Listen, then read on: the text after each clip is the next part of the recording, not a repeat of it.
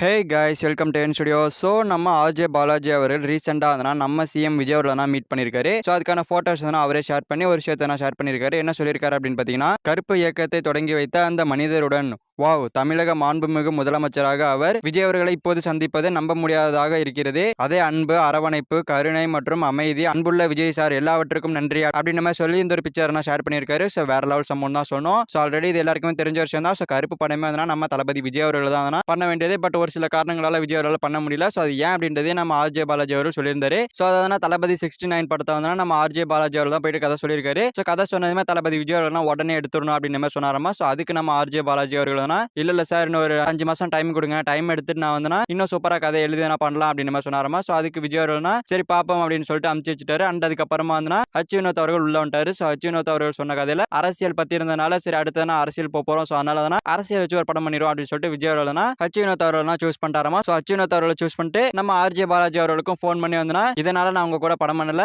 இதனால நான் ஹச் வினோத் அவரோட படம் பண்றேன் அப்படின்னு சொல்லிட்டு காரணத்தையும் சொன்னதா நம்ம ஆர்ஜே பாலாஜி அவர்கள் சொல்லியிருக்காரு. ஸோ அதாவது ஏற்கனவே சொன்னதா ஸோ அரசியல் ரீதியாக ஹச் வினோத் அவர்கள் கதை வச்சிருக்காரு. ஸோ கண்டிப்பா அது வந்து அரசியலுக்கு பக்கபலமா இருக்கும் அப்படின்னு சொல்லிட்டு அதை பண்றேன் அப்படின்னு சொல்லிட்டு விஜய் அவர்கள் இந்த கருப்பு படத்தை வேணாம்னு சொல்லியிருக்காரு. ஸோ இது வேணாம்னு சொன்னதுமே சூர்யா அவர்களுடைய மேனேஜர்னா ஃபோன் பண்ணி இந்த மாதிரி விஜய் அவர்களுக்கு கதை சொன்னீங்களாமே, ஸோ இங்க சூர்யா அவர்களுக்கு வந்து சொல்லுங்க, ஸோ செட் ஆனிச்சு அப்படின்னா சூர்யா அவரோட சேர்ந்து பண்ணிடலாம் அப்படின்னு சொல்லிட்டு நம்ம சூர்யா அவருடைய மேனேஜர்னா கூப்பிட்டு சூர்யா கூட படம் பண்றதுக்காக கரெக்டாக செட் பண்ணிட்டாங்க அப்படின்ற மாதிரி நம்ம ஆர்ஜே பாலாஜி அவர்கள் சொல்லியிருக்காரு. ஸோ வேற லெவல் தான். ஸோ ஃபோன் பண்ணி வந்து மெனக்கட்டு சொல்லியிருக்காரு விஜய் அவர்கள் இதனால வேணாம் அப்படின்னு சொல்லிட்டு காரணத்தோட சொல்லியிருக்காரு. ஸோ விஜய் அவர்கள் பண்ணியிருந்தாரு அப்படின்னா கண்டிப்பா நல்லா இருந்திருக்கும். பட் சூர்யா அவர்கள் பண்ணது ரொம்பவே சூப்பரா இருக்கு. ஸோ படம்ன்றது வெறித்தனமா ஓடிட்டு இருக்கு. அதுக்கப்புறமா வந்து நம்ம விஜய் ஆண்டனி அவர்கள் வந்து போயிட்டு விஜய் அவர்கள் நேரில் சந்திச்சு வந்து வாழ்த்துக்கள் சொல்லிட்டு வந்திருக்காரு. ஸோ விஜய் ஆண்டனிலாம் விஜய் அவர்களுடைய வேட்டைக்காரன் படத்துக்கு வெறித்தனமா மியூசிக் போட்டாரு. ஸோ வெறித்தனமான மியூசிக் தான் சொன்னோம். ஸோ அந்த மாதிரி இருக்கும். ஸோ ஒவ்வொரு மியூசிக்கும் பட்டி தொட்டி வரைக்கும் போய் சேர்ற அளவுக்கு வெறித்தனமா போட்டு கொடுத்த மனுஷன். ஸோ வேற மாதிரியான மனுஷன் தான். அதுக்கப்புறமா குஷ்பு அவர்கள் அவங்களோட குடும்பத்தோட போயிட்டு சந்திச்சுட்டு வந்திருக்காங்க. ஸோ குடும்பத்தோட போயிட்டு விஜய் அவர்களை சந்திச்சு வாழ்த்துக்கள் சொல்லிட்டு வந்திருக்காங்க. ஸோ ஏற்கனவே ஒரு வாட்டி போனாங்க. ஸோ அது வந்து ஏதோ ஒரு கோரிக்கை வைக்கிறதுக்காக போனாங்க. ஸோ இப்போ வந்து குடும்பத்தோட போயிட்டு ஒரு வாழ்த்துக்கள் சொல்லிட்டு வந்திருக்காங்க. ஸோ ஓகே ஃப்ரெண்ட்ஸ், நம்ம சிஎம் விஜய் அவர்கள் ஆர்ஜே பாலாஜி அவர்கள் மீட் பண்ணியிருக்காரு. அண்ட் அதுக்கப்புறமா குஷ்பு அவர்கள் மீட் பண்ணியிருக்காங்க குடும்பத்தோட.